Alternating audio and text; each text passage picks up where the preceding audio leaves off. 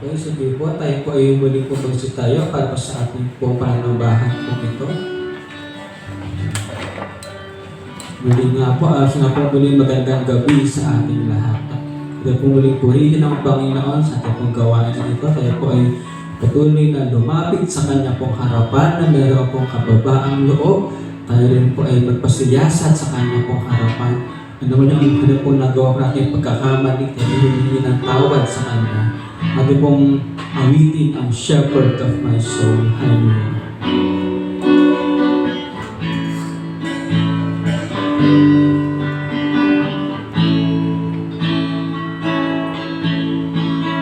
Shepherd of my soul, I give you full control.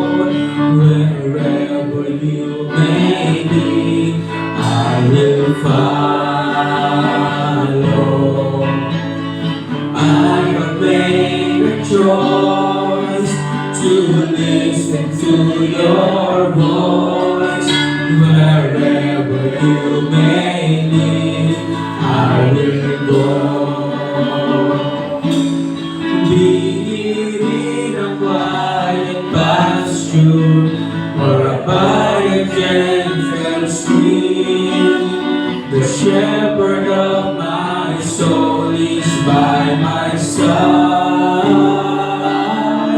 Should I face a mighty mountain or a valley dark and deep, the shepherd of my soul will be my God. Minsan pa, shepherd of my soul, shepherd of my soul, I give you full control. Wherever you may be, I will follow. I have made a choice to listen to your voice. Wherever you may be, I will go. Be in a quiet pasture or by a gentle stream, the shepherd of my soul is by my side. Should I face a mighty mountain or a valley dark and deep, the shepherd of my soul will be my God. The shepherd of my soul will be my God. The shepherd of my soul will be my God. Hallelujah, Panginoon, ating pinataas, Lord, Lord God. Sa pangalan ni Jesus, Amen at Amen. Hallelujah. Praise God. Sige po na pong praise song. Hallelujah, Lord God. For the Lord is my power.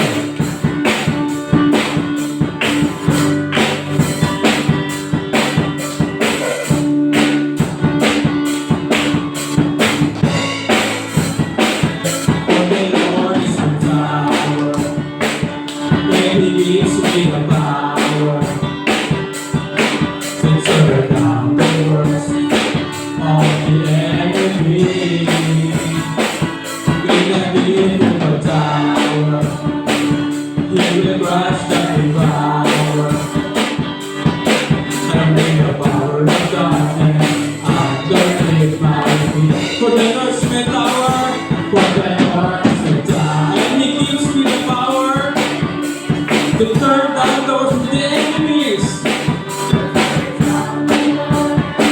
Of the enemy. In the giving of your tower, he will crush the devour. And with the power of darkness, I'm very mighty. Blessed be the name. Blessed be the name of the Lord. Blessed be the name of the Lord. Blessed be the name of the Lord, the Most High. Blessed be the name of the Lord. Blessed be the name of the Lord. Blessed be the name of the Lord, the Most High. The name of the Lord is a strong tower. The righteous run into it, and they are saved. The name of the Lord is a strong tower. The righteous run into it, and they are saved. Blessed be the name of the Lord. Blessed be the name of the Lord.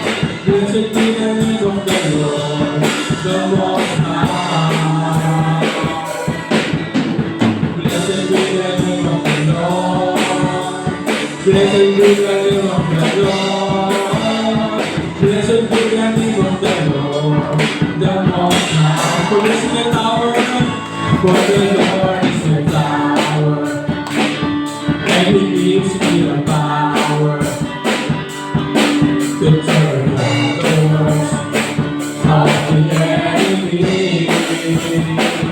He that liveth a tower, He will crush the devourer, and with the power of darkness underneath my feet. With the power of darkness, and with the power of darkness underneath my feet.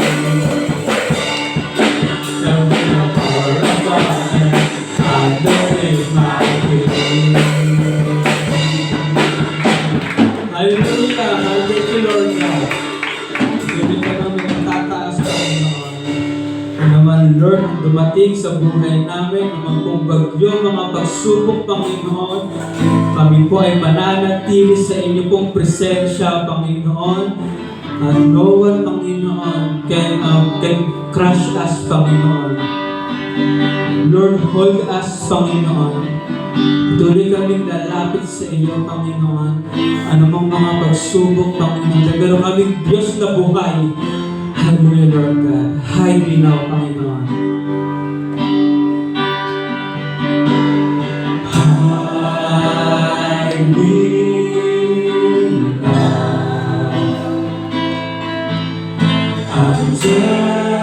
under your wings.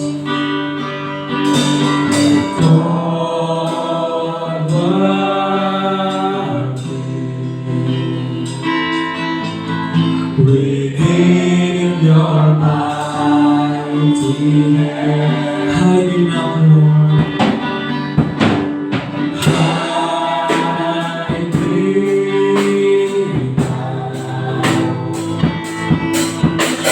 me now under your wings.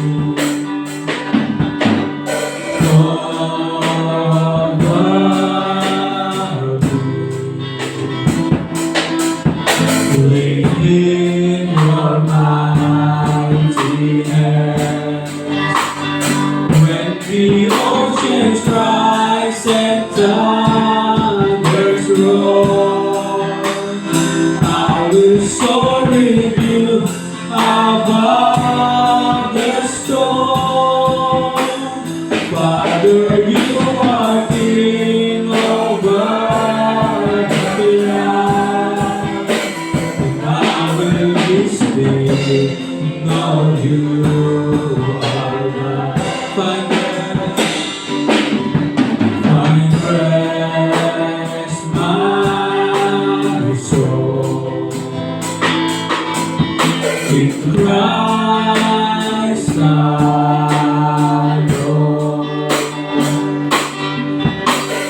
Know His power. Quietness and dry. When the oceans rise and thunders roar, I will soar with you above the storm. Father, you are King of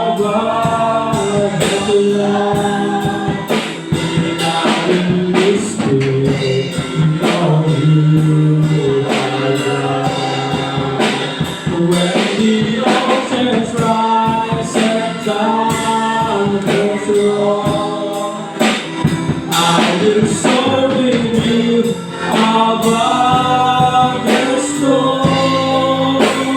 Father, you are King over the land, and I will be still in all you.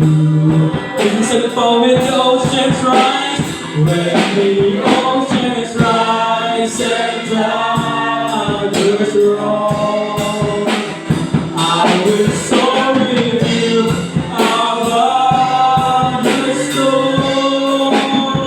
Father, you are King over the land, and I will be still in all you are. And I will be still in all you are God. And I will be still in all you are God. Hallelujah. Tingnan, Lord, sa mga panahon po ito, sa mga pangyayari sa aming buhay na hindi namin inaasahan, Panginoon, sa aming pong mga bagay na mga nawala, Panginoon, noong panahon ng baha. Lord, we pray, Panginoon, for the restoration, Panginoon, ng mga bagay na meron kami, Panginoon. But higit sa lahat, Panginoon, Lord, we pray for our more faith sa aming pong buhay, Panginoon, ang pong pangahawakan, yung faith namin sa iyo, Panginoon, tunay nga, Lord, ng mga bagay ito, Panginoon, ay mawawala, but still, Panginoon, your faith will remain in our hearts, Panginoon. Purihin ka, Lord God, sa pangalan ni Jesus. Amen. Amen. Purihin po, Panginoon. Okay. Muli po, magandang gabi sa ating lahat. Announcements po natin. Okay. IRM San Isidro Worship Service every Sunday at 2 p.m. Youth Service every Saturday at 4 p.m. Aita Community Mission every Saturday at 8 a.m.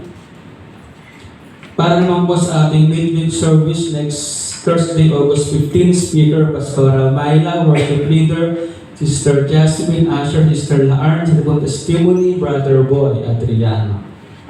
Sunday service po natin, August 11, Speaker Pastor Manny, Worship Leader Brother Reyna, Tibong Offering, Brother Reyna Costa, Asher, Brother Boy Adriano, para sponsor na Iberia Casanova. Yan po mga nasud pa po. Ayan, and then sa talagang pong buhay, siyempre po, salamat sa Panginoon sa patuloy niya pong blessing sa aking pong buhay, sa araw-araw na ginagawa ng Lord. Pag-iingat sa kanyang pong mga pong twins, sa salamat sa Panginoon, sa kanyang pong patuloy po nilang pag-growing up. Sinakato dahil yung po kanyang pong timbang po nila is 5.5 na po and 5.6 kilogram. Grabe na pakabigat na po nila. Praise God po sa mga vitamins, sa healthy po nila.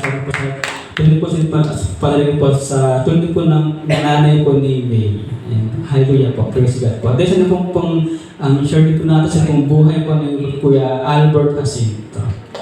Praise God po sa buhay po Kuya Albert.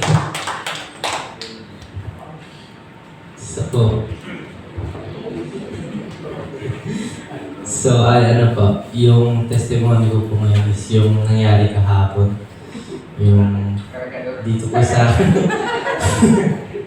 dito po sa church. Kasi sakto lang. Kasi kaya po kasi po kahapon po kasi naligo po kasi ano po, galing po kasi kami kahapon kaya very near na. Tapos nakikain kami ng masarap na carbonara nila Army.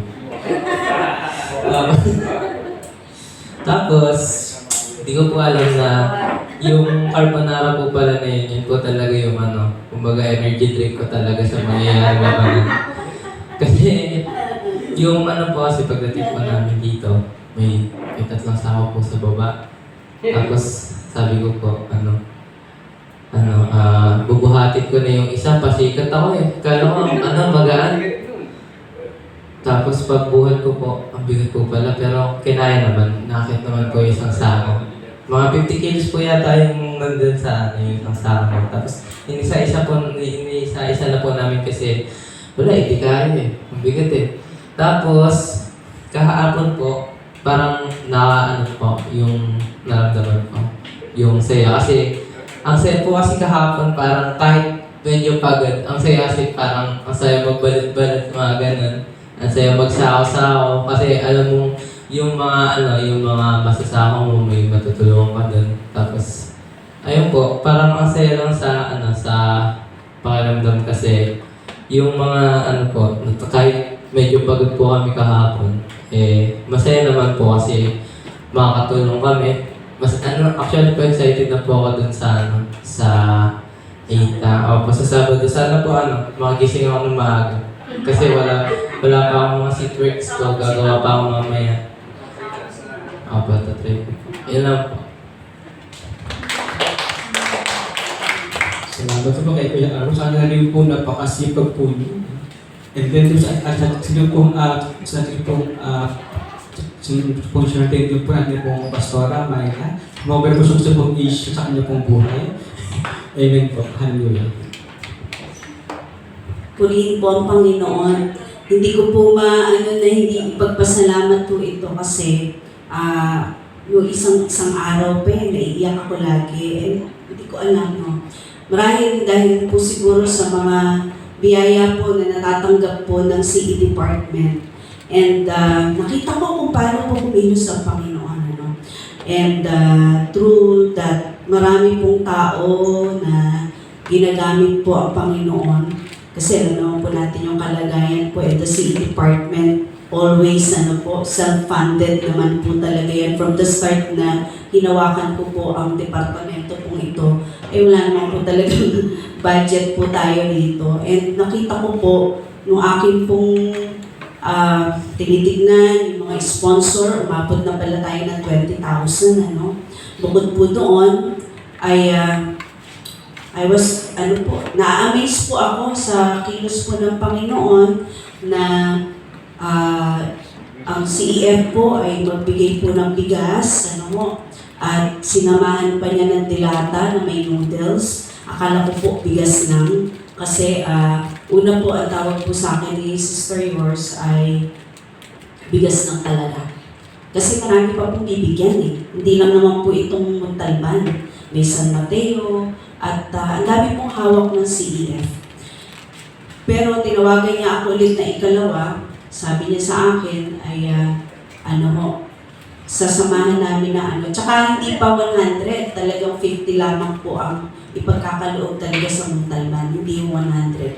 Pero nakiusap ako baka naman po pwede natin gawing 100 dahil hindi lang naman Aita ang nabaha o na-wash out. Maraming mga estudyante. Una po, sabi ko kay Lord, paano ko haharapin yung mga bata nang wala akong ipagkakaloob sa kanila? Kasi hindi ko alam na, syempre, after the typhoon, magtuturo ulit. Babalik po ulit tayo sa pagtuturo.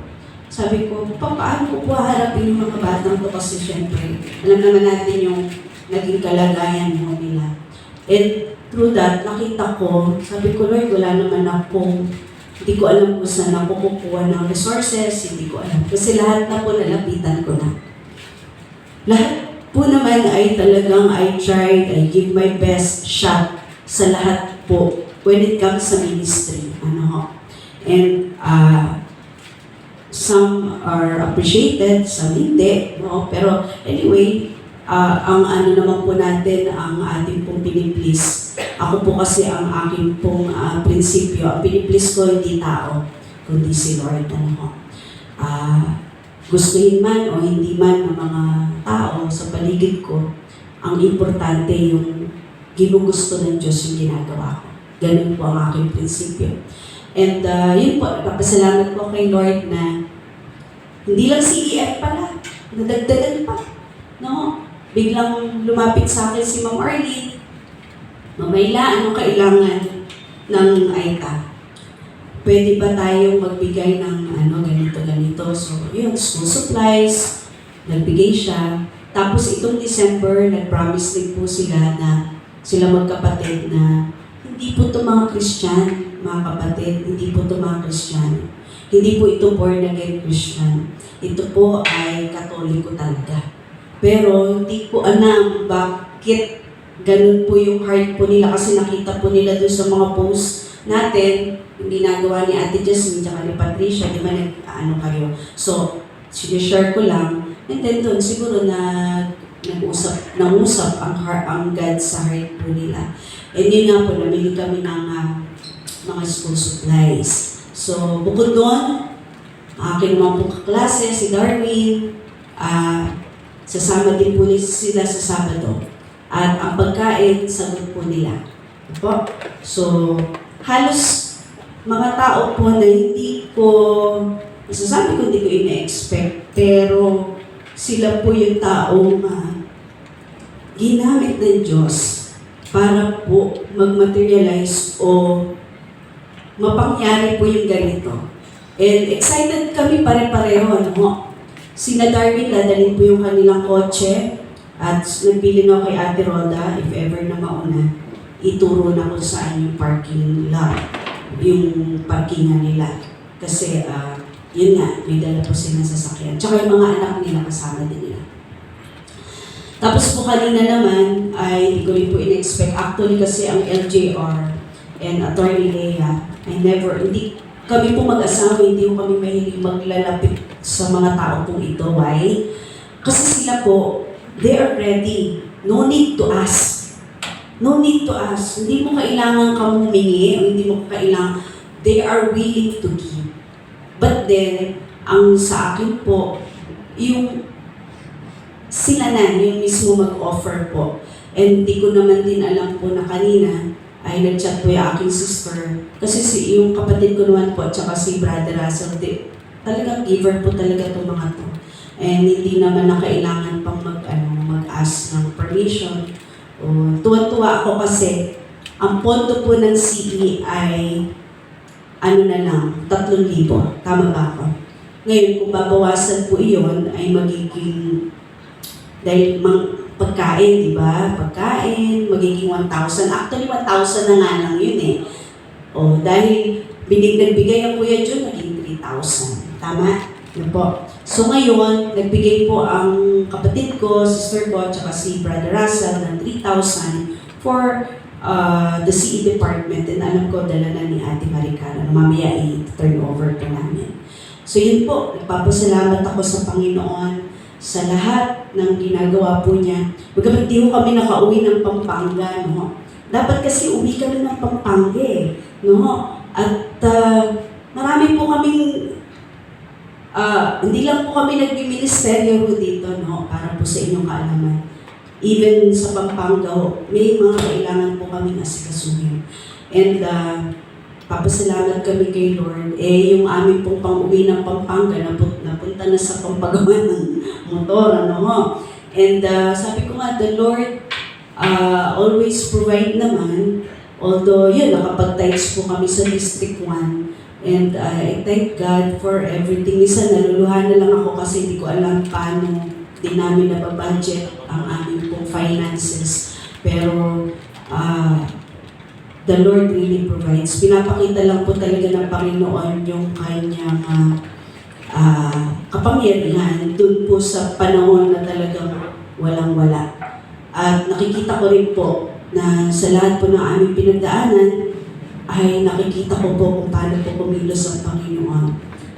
Even our personal problems, family problems, ministry, wala po akong masabi sa Panginoon na talagang nakikita ko po na lagi po namin siyang kasama. And salamat din sa trabaho at ako po ay nailipat na sa ibang department dahil naging struggle ko rin po ito.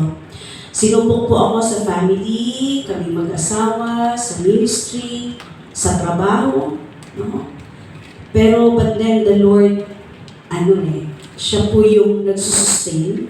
Kasi kung di ba po, kapag dumadanas po tayo ng mga matitinding pagsubok, yun po ang nagiging testimony sa ating pong buhay para makita po na talagang buhay ang Diyos na kumikilos po sa atin kapag ka po tayo dumadaan sa mga matitinding problema. No?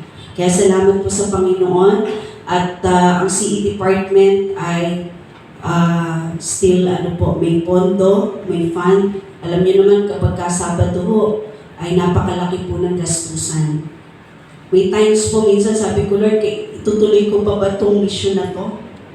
Itutuloy ko pa ba na pero sinusustain po niya. Sinusustain niya po kami mag-asawa para po makapag-ministry po dito sa church po na to at makapag-ministry po even sa labas po. Kasi ito po ay San Rafael po. Parang mission point na rin po na ating po church. Salamat po ng marami at yung aming din pong motor na pagawa namin. Ang laki na muna nagagastos namin dyan sa motor po na yan. At siya'y nalubog. At ganoon din po yung aming pong sasakyan. Salamat naman, hindi masyadong pero nung ako po'y sinundo kahapon, sige ng alarm. Sige ng alarm siya. Nasa kalsada ko, hindi namin alam paano i-stop yung alarm na tataranta na kami kasi syempre baka magalit sa amin yung mga kasabayan namin. Buti na lang medyo di nga namin alam kung may problema po yung alarm pero yun, nag-stop naman siya. Nasa Mali na ho kami. Imagine niyo from plaza hanggang dito sa Mali, nagtututut-tutut. Ang lakas kaya para kami tuloy tinitignan po kami. Kaya sabi namin, kakaya naman. Pero yun nga po, salamat kasi naayos din yung sasakyan mo. So yun po, salamat po sa Panginoon at bukas po, sana makauwi ng maaga si Pastor. Dahil bukas naman ng madaling araw, siya po ay pupunta naman ng Pampanga. Para may mga aasikasuhin din po. At ganun po talaga ngayon po driver po siya kasi po siya driver. At yung pong gamit po, kagabi, tinest po niya yung sasakyan, nagkaroon po ng problema. Sabi, akala po din niya, hindi na siya matutuloy, pero tinawagan po siya. Hindi ko alam kung si Ninang Blessing. At ang gamit po niya ay Starex po, yung sasakyan po ng Ninang Blessing. So kasama po ang Kainta IRM, mga miyembro at saka po worker. So yun po, purihin po ang Panginoon sa lahat po ng ginagawa niya. Wala pong ibang itataas, kundi ang Diyos naman po sa aming pong mga buhay. Salamat po.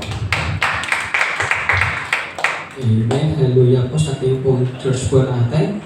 And this naman po ang God's message. At pong muling purihin ang Panginoon para po sa kanyang buhay ni Sister Mary J. Toquera. Hallelujah.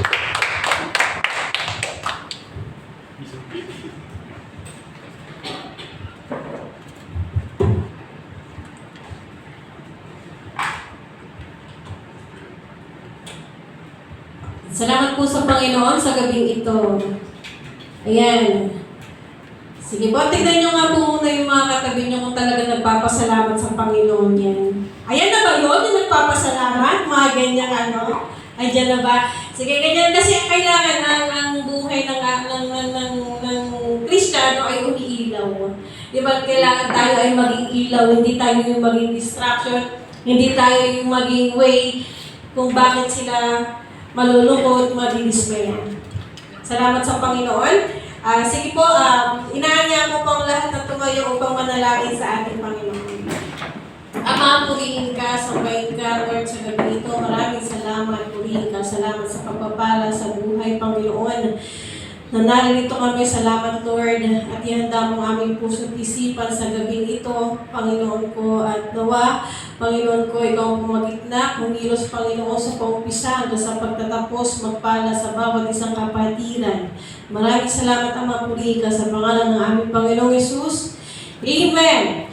Amen. Ayan ang ating tatalakayin. Wala po kasi akong mapiling exact verse. Inano ko na lang, i-generalize ko na lang, ginawa ko na lang. Ang title nito is hindi na naman, wala na naman PowerPoint, pasensya na po kayo.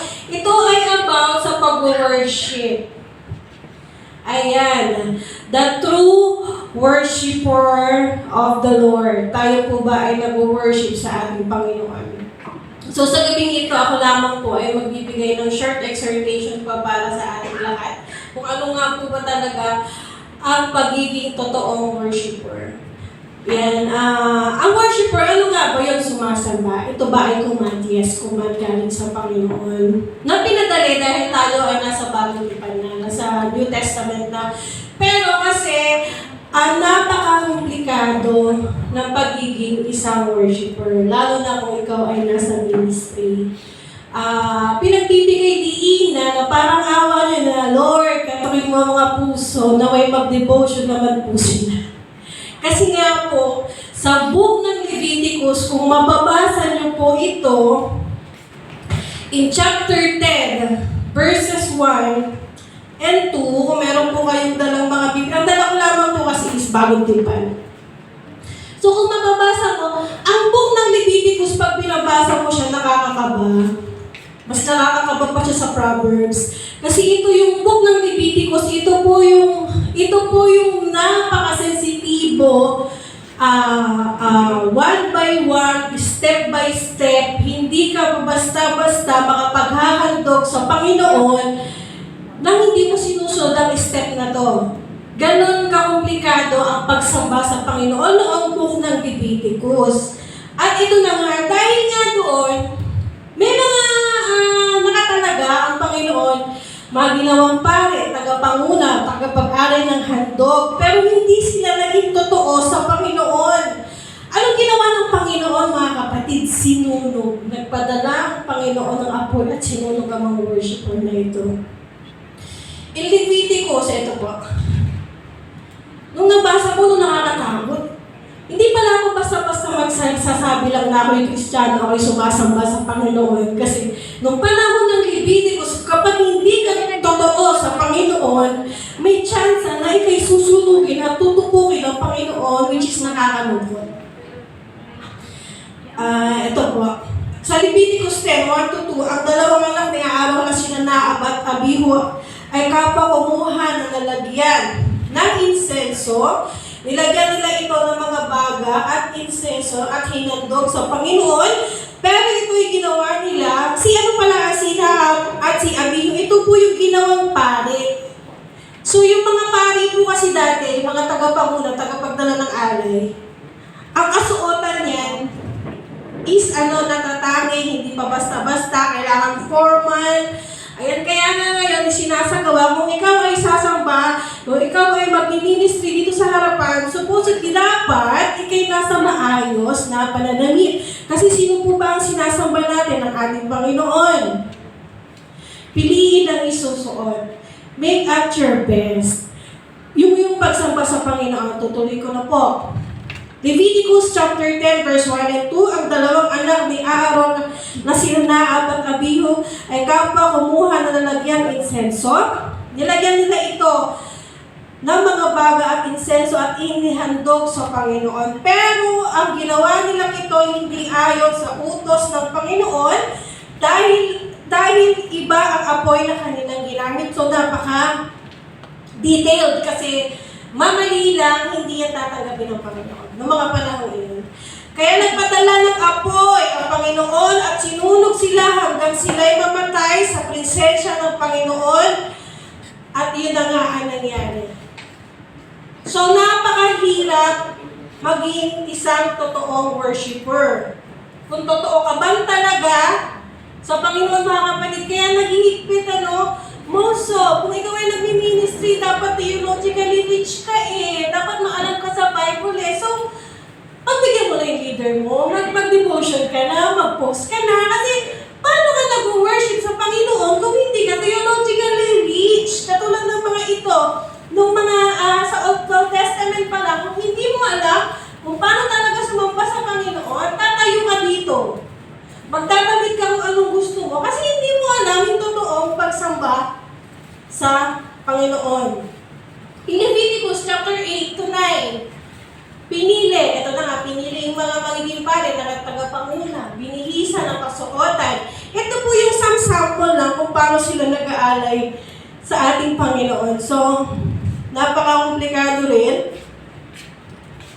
Pagkatapos ipinakuha ni Moises ang torong handog para sa kapatawaran ng kasalanan at ipinatong ni Aaron ang kanyang mga anak na lalaki sa kanila.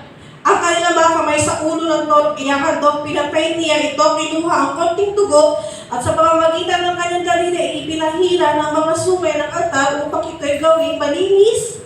Ang natirang dugo ay binuho sa paanan ng altar bilang pagtatalaga sa pagtubos. So ito, hindi ko na po tatapusin kasi napakahaba kung paano ang tamang paghahandog sa ating Panginoon. Totoo ka bang mananampalataya? Totoo bang pinupuri mo ang Panginoon? Ngayon, paano ba nangyari nga? Paano nangyaring naghandog sila? Di ba tapos sinunod ng Panginoon? Kasi nga, hindi nila sinunod kung ano ang command ng Lord. Hindi nila sinunod kung ano ba ang proseso na dapat. So, nagiging mahigpit. Kasi ano tayo, Full Gospel Church. Nagiging mahigpit, nagiging makulit, nagiging mahigpit ang mga leaders natin because they know kung ano ang pwedeng mangyari, kung ano ikapapahamak mo, kung ano ang pwedeng mangyari sa buhay mo, kung kulang ka nito. So, ang mga leaders ay dinalagayan ng Panginoon, ang mga pastor ay dinalagayan ng Panginoon, ang mga leader. Sila Pablo, sila Bernabe, binigay yan para pangunahan, para malaman mo, hindi ka mapahamak. Ang pag-worship ay binipisyo, hindi naman ng Panginoon. Ibibigay mo yan sa Panginoon, pero bababa ang Panginoon at ikay pagpapalain. So, totoo ka bang nag-worship sa ating Panginoon? Napakahirap po ng pag-worship dati. Ngayon nga, salamat sa Panginoon, sino mo sumasampalataya sa Panginoon, magkakaroon ng buhay na walang hanggan. At makakanta ng pag-ibig ng Diyos, di po ba? Nasa Bagong Testamento. Pero kung tutuusin, ano nga ba talaga ang pamantayan ng ating Panginoon? Ayan. Ito ang may utos ng Panginoon sa Exodus 30, verse 9. Huwag kayong magsusunog dito ng insensong iba sa iniutos ko. Huwag din kayong magdadala rito ng handog na susunugin, hayop, pagkain, butil at inuwi kung hindi naman ito inuutos ng Panginoon. Amen. Kayo po, pwede nyo i-take down yung mga verses tapos basahin nyo kung totoo ba yung sinasabi ko dito. Pero kasi diba, pag ikay maalam na sa mga ganyan, magiging sensitibo ka na sa Panginoon, magiging sensitibo ka ba kung sa mga bagay na kaliit-liit ang detalye. That's why may correction. That's why magtataka ka bakit hindi pinababalik agad ng taong ito. Bakit? Di ba sa chapter, sa mga gawa, punta tayo sa New Testament, sa mga gawa, nung nakasama ni Apostol Pablo, si Bernabe, di bumisita sila sa Corinthians, bumisita sa mga iba-ibang lugar. Tapos, umalis sila doon, tapos babalik na sila, itong si Bernabe, may gusto siyang isama, tapos si Apostol Pablo, hindi siya sumang-ayon. So, ano nangyari? Kumuha ng ibang kasama si Apostol Pablo. So, ganun ang pagkokorek. Hindi porque nagmi-minister ka, tapos itong gusto mong gawin, hindi nga loob ng Lord kasi may nagawa. Kaya pala hindi na isama ni Bernabe ang tao. Gusto niyang, sa mga gawa po ito, chapter 16, 15, 16, ganon. Pag inyo pong nabasa na, may nagawa ang taong ito na hindi sinangayunan ni Pablo, kaya ang nangyari, si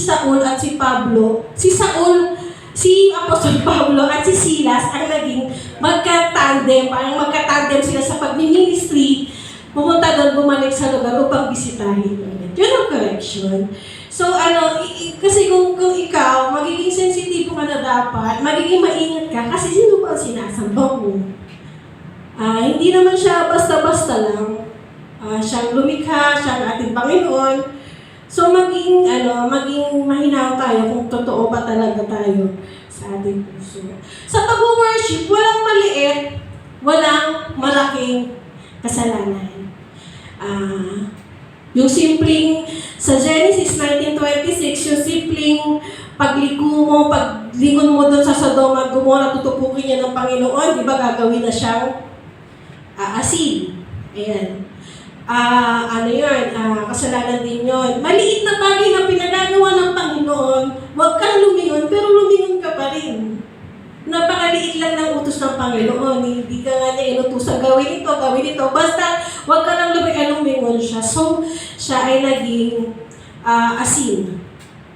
Ayan. Kumain ng pinagbawal na prutas. Yun lang naman ang utos sa Genesis chapter 3 verse 6. Yun lamang ang utos ng Panginoon. Pero bakit nasuway pa rin? Napakaliit na bagay pero napakalawak ng naging resulta niya. Walang maliit o malaking bagay or white lies kung sabihin nila. Ito lang naman, sabihin ko na lang na ganito, hindi naman nila malalaman. Yung mga white lies, wala. Diba? Kasi ang kasalanan, maliit o malaki, kasalanan pa din. Wala namang maliit na kasalanan na, wala namang gano'n. Kasalanan pa rin siya. How we worship matters. Patungkol sa Panginoon, ano ba yung most of kumukonsume sa time mo sa Panginoon? Paghawak mo ng phone. That's why minsan, our pastor, ako nararamdaman ko tayo, wala ko napapansin niyo po. Hindi siya naglalagay ng verse pag nagbe-message siya. Kasi para matuto tayong magbukas ng ating Bible. May maliit na Bible, pocket size. May malaki, may kumpleto, iba-iba, pinamimigay, regalo. So, napapansin ko lang, minsan hindi nilalagay ni pastor, basahin na lang natin. For us to know, diba, na matuto tayong magbasa ng Kristiyano, walang Bible, nasa cellphone. Pag yung cellphone, pinindot mo, mapunta ka sa Facebook, 1 oras ka na nag-i-scroll. Mapunta kung saan mang application yan, 1 oras. Kaya nga hindi ako masyado up to sa Bible na nasa cellphone. Kasi distraction yan eh. Magbabasa ka niyan, biglang may magchat-chat, biglang may magtatawa. Nagbabasa ka. Yung puso mo ba nasa Panginoon? Wala. So let's us practice, no? Christian ka, pero ng Bible. Walang Bible. Nakalimutan ko, may Bible naman sa church. Christian tayo eh. We have to practice that for the next generation na makita sa atin. Diba? Nag-worship ka ba talaga? Yung Bible ka nakaliit-liit, hindi mo mabitbit. Mga kapatid, napakasimple na lang ng ginagawa ang way ng Lord sa atin. So, hindi naman siya gano'ng kabigat. Katulad nung nasa Leviticus na susunugin ka talaga ng Panginoon. Hindi nag-worship sa akin, susunugin ko to. So, be careful. Kung kayo po ay nasa ministry, tapos, alam niyo sa sarili niyo, kulang kayo sa salita ng Panginoon, tapos mag-worship kayo, kahit sa ang part, CD, teacher ka man, worship lead ka man, tutugtog, tapos kulang ang salita ng Panginoon, nag-worship ka ba talaga sa Lord? Amen. Kung naniniwala ka sa Panginoon, ba't hindi ka sumusunod sa leader? Amen. Kapag pinapaalalahanan ka, bakit dinidegma mo? Yun ba ay para sa leader? Kung leader lang, hayaan ka na niyan. Kung yung leader na yan, walang concern sa'yo, hayaan ka na niyan sa buhay mo. Pero dahil may concern siya sa'yo, at gusto niyang ingatan ka at mapaayos ang buhay mo, diba, sumunod tayo. Dahil ito naman ay para sa ating ikabubuti. Yun nga, balik tayo. Ano nga kumukonsume ng oras mo? Sa ang bagay? Sa maghapon ba? Cellphone ba? Ano ba yung pinagkukunan ng attention mo na kumukonsume mo ng maraming oras mo? Yun ang mas mahalaga sa iyo. Yun ang wino-worship mo. Balikan natin ang 10 utos ng Diyos, di ba? Napaka-siloso ng Panginoon. Ang gusto ng Panginoon mo, di ba? Wala kang ibang titig ng Diyos kundi siya. Wala kang ibang iibigin kundi siya. Palibog mo? Yes. Wow, di na marunong Tagalog. Ayan, ang Panginoon, di ba? Ano siya? A jealous God siya. So, kung most of the the time, ito, yung mga application, kumukonsume, Panginoon mo yun. Diba? Kung yung, that's why we don't mostly, yung wala tayong idolatry, wala tayong ganyan. Kasi alam natin, siloso ang ating Panginoon. Ngayon, uulitin ko ang tanong, are you a worshiper of our Lord? Ang lahat ng meron ka ngayon, trabaho, pamilya, asawa mo, kapatid mo, pinabubuhay mo, lakas mo, galing yan lahat sa Panginoon. Pero bakit sa pagsasalita, sa pagbabasa ng ating Panginoon, inaantok ka? Bakit sa salita ng Panginoon nakakaiglip? Magpipray lang, natutulog na pala, alam ko habang nagpipray. Hallelujah. Pero gano'n, bakit? Kasi nga, ayaw kasi ng kaaway nga naman na gawin mo yan. Ayaw niya magtagumpay ka sa Panginoon. Saan ka kulang? Kulang ka sa panalangin. Bisa kala mo si sister talaga pala mahuhulog na sa upuan pala. Ang tindi ng prayer ni sister talagang naging buong puso pero na pala. So bakit? Mag-review ka, manalangin ka sa Panginoon. Kailangan natin time by time. Pag sinabi ng Panginoon, wala naman mo naman as Christian parang gusto mo mag-pray ka kasi yun yung pagkakataon na kailangan mo mag-pray kasi pag inano ka ng Panginoon ay ayun na yun, parang may kaaway kasi papasok sa buhay mo na magiging distraction mo all the time kayo. Pag naramdaman mo kailangan mo manalangin kahit di ba yung mga Muslim, pag oras ng panalangin, kahit sa kalsada pa yan, maglalatag sila at luluhod. Kahit nagkakagera pa dyan, basta oras ng panalangin nila, luluhod. Bakit tayo mga Kristiyano? Hirap na hirap tayo manalangin. Bakit tayo mga Kristiyano? Tamad na tamad sa salita ng Panginoon. Ilibre lang to. Darating ang panahon na mawawala na ang salita ng Panginoon. Ano yung parang natira sa isip mo? Wala. Kasi wala ka namang binabasa. Paano pag wala na to? Pag nakulong ka na, pag pinag-forbid na to, kinuha na yung Bible, ano matitira sa isip mo? Wala. Pag inalak mo yung Bible, wala mo nang mahanap kasi walang tumatak sa puso at sa isip mo. Di ba sila Saul at Silas, nakulong sila? Bakit nga ba sila nakulong? Kwento ko na lang. Kasi may silang talaga yung message ko, mama, pinapahaba ko. Pero si Saul at Silas, nakakatuwa yung story nila.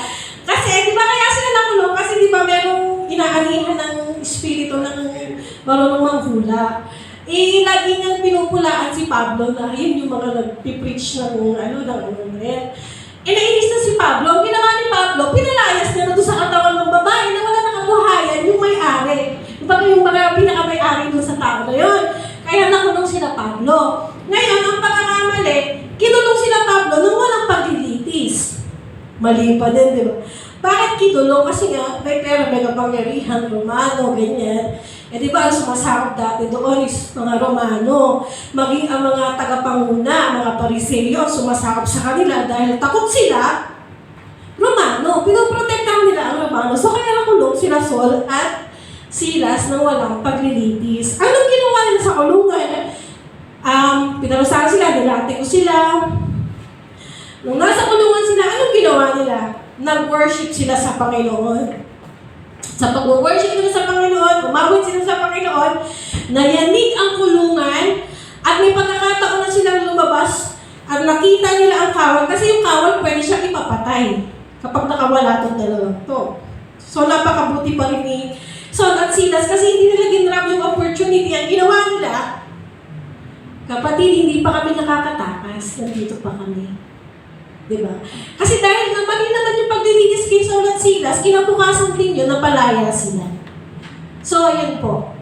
Ang nangyari, diba, nag-worship sila sa Panginoon at nagkaroon ng pagyanig. So, ganon katindi kapag ikaw ay buong pusong nag-worship sa ating Panginoon. Nag-worship ka sa panahong hirap na hirap ka, nag-worship ka sa panahong hirap na hirap ka, magdesisyon, pinakapanahong pagod ka, may sakit ka, nag-iisa ka, nag-worship ka sa panahong pinaka hindi mo na kailangan ang gagawin mo. Dito sa 2 Corinthians verse 3, ang paglilingkod ay ay galing sa ating puso. Basahin ko lamang po Ito. Pinapahayag nyo kay sulat na ipinalagay sa pamamagitan ng aming paglilingkod, kayo isinulat ng tinta kundi ng Espiritu ng Diyos na buhay, kundi sa mga tapyas na yari sa bato, kundi sa mga tapyas na gawa sa puso ng tao. Amen. Kailangan nagagaling yan sa ating puso. Puso talaga importante. Ano ba importante ang puso at ng isip? Ano nga? Puso. Siyempre ang puso, i-share ko lang, no? Sa CPR, yung pinapang, nagleleso. Kaya nangihimatay yung tao, hindi dahil sa puso. Nangihimatay yung tao kasi nawawala ng hangin ng brain. So, ang nangyayari, kailangan ipump ng puso para tumaas sa brain at magkahangin. So, ano importante? Ang puso, ang isip. Ang puso. Diba? Sa ganung pamamaraan pa lang, nanilikha tayo ng Panginoon, ang katawan na nilikha ng Panginoon, na ganito tayo, ang pinakamahalaga pala ay puso. Ang magpapapanumbalik ng lakas mo ay puso.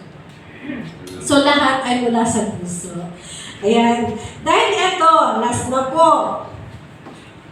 Ayan. Ang pag-worship sa Panginoon, ayan, sabi sa John chapter 4, verse 23 to 24, ngunit dumarating ang panahon, ngayon na nga, na ang tunay na sumasamba sa Ama ay sasamba sa Kanya sa Espiritu at sa katotohanan, sapagkat ito ang hinahanap ng Ama, at sa mga sumasamba sa Kanya, ang Diyos ay Espiritu, kaya dapat siyang sambahin sa Espiritu at sa katotohanan. Sa totoo lamang tayo, mga kapatid. Doon lamang tayo sa totoo. Yung walang inihiling at saka walang pinoprotektahan. Ewan ko ba dyan sa issue nila? Pali nadadaan na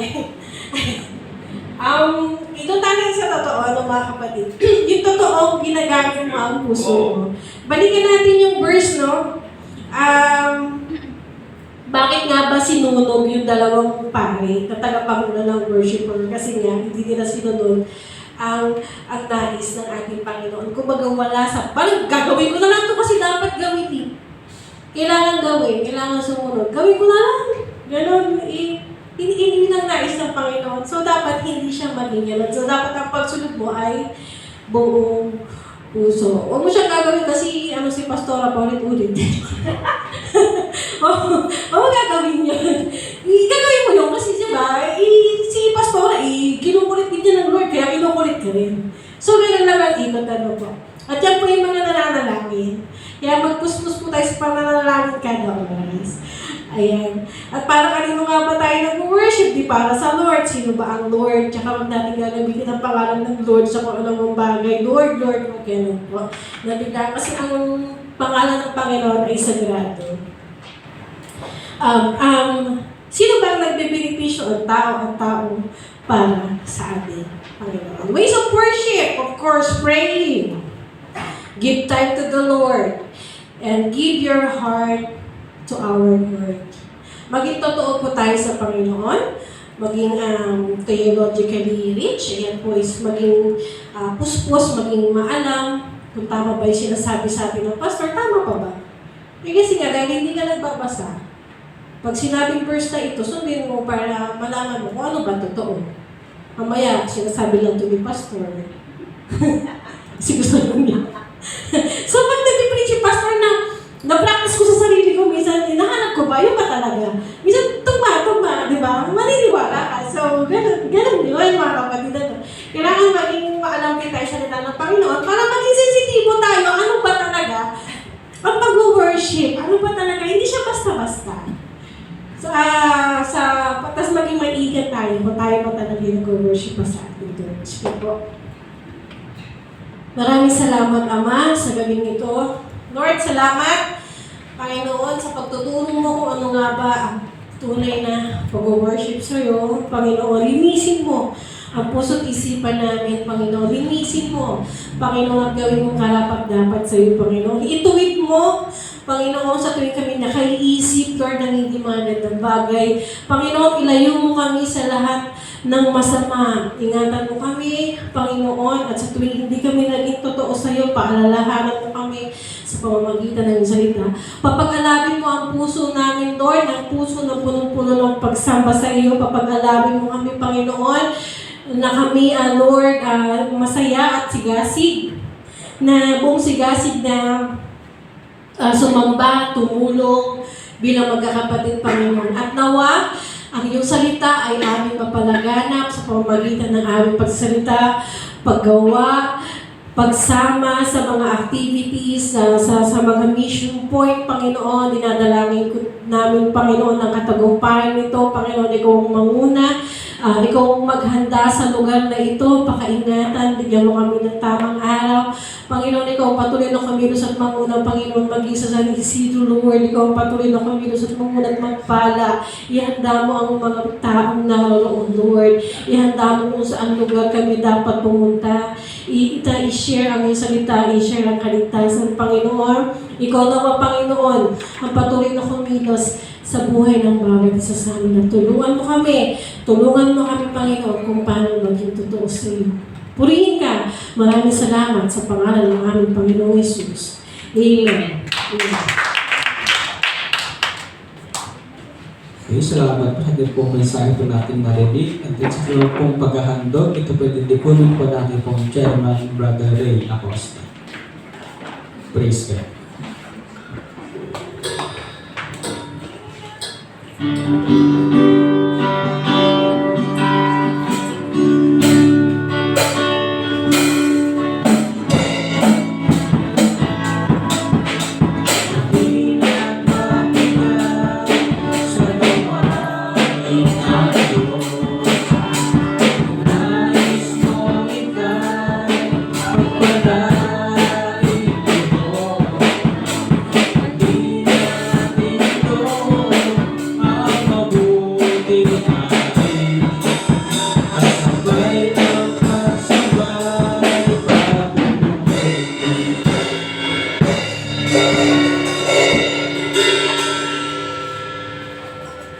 Panalangin natin yung ating mga handog. Panginoon, narito yung aming handog sa ating mga ito.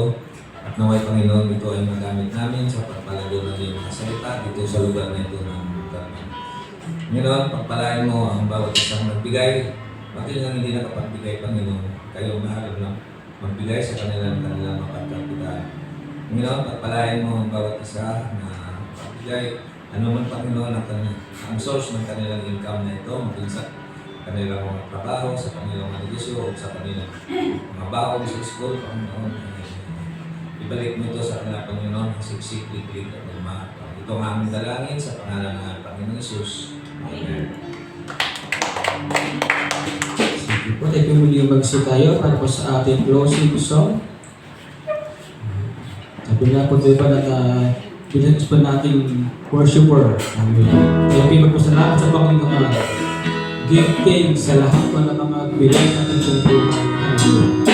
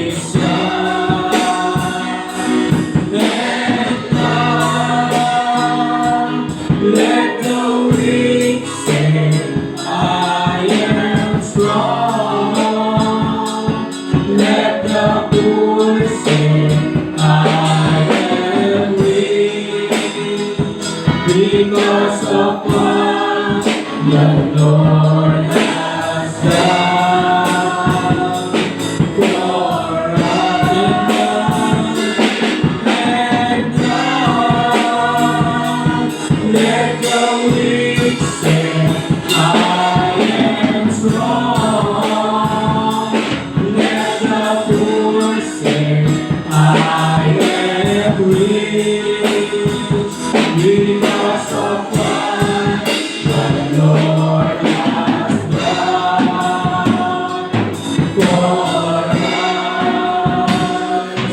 Give thanks. Sabay po manalangin sa Pastor Amaya. Tayo po manalangin. Panginoon, salamat po sa iyong mga salita.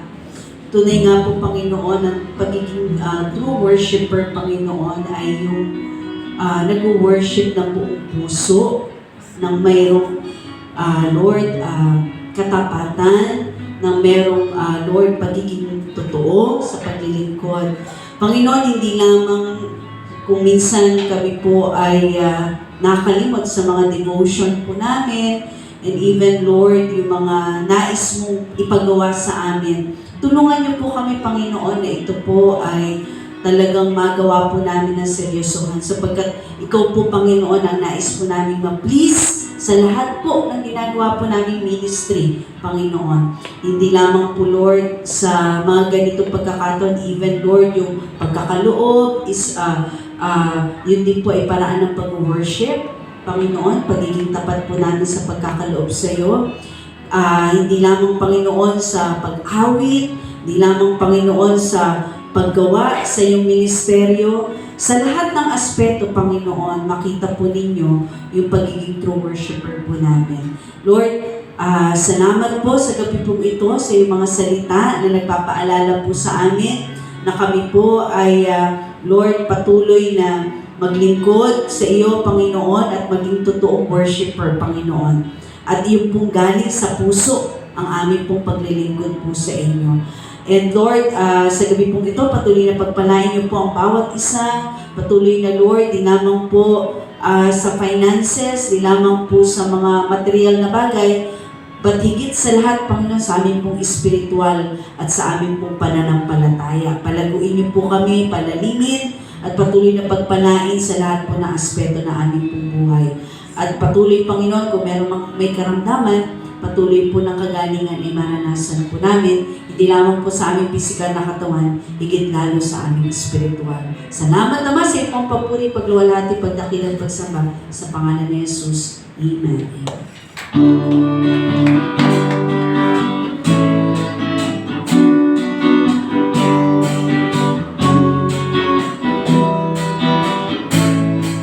The Lord bless you and keep you. The Lord make His face shine upon you and give you peace, and give you peace, and give you peace forever. The Lord be gracious to you. The Lord make His face shine upon you and give you peace, and give you peace, and give you peace forever. God bless us all. Magandang gabi po sa